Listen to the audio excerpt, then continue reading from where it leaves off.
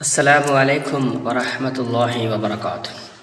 اللهم صل على سيدنا محمد الفاتح لما أغلق والخاتم لما سبق ناصر الحق بالحق والهادي إلى صراطك المستقيم وعلى آله حق قدره ومقداره العظيم. പരിശുദ്ധമായ റമളാൻ മാസത്തിലാണ് നാമൊക്കെ നിലകൊള്ളുന്നത്. ഈ മാസം നമുക്കൊക്കെ തുടങ്ങാൻ പറ്റിയ നല്ലൊരു മാർഗം പറഞ്ഞു തരാം.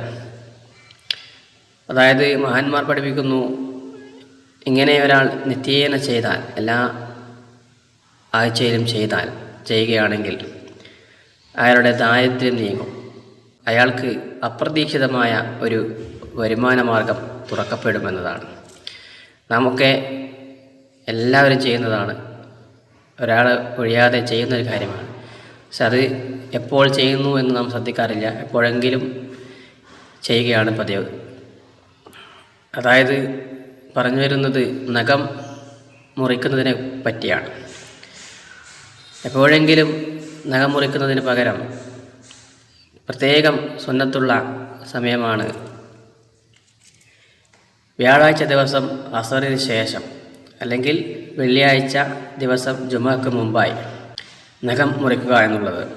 അങ്ങനെ ഒരാൾ പതിവാക്കിക്കൊണ്ടുവന്നാൽ എല്ലാ വ്യാഴാഴ്ച അസറിന് ശേഷം, അല്ലെങ്കിൽ വെള്ളിയാഴ്ച ജുമഅക്ക് മുന്നായി ഒരാൾ നഖം മുറിക്കുന്നത് എല്ലാ ആഴ്ചയിലും പതിവാക്കി വന്നാൽ മഹാന്മാർ പഠിപ്പിക്കുന്നു, അപ്രതീക്ഷിതമായ ഒരു വരുമാന മാർഗം അയാൾക്ക് തുറന്നു കിട്ടുമെന്നാണ്. ഇത് ആളുകൾ ചെയ്തു നോക്കി ഫലം അനുഭവിച്ചറിഞ്ഞ ഒരു സത്യം കൂടിയാണ്. മഹാന്മാർ കാര്യങ്ങൾ പറയുമ്പോൾ അവർ തന്നെ ചെയ്തു നോക്കി അത് പരീക്ഷിക്കുകയും ചെയ്യാറുണ്ട്.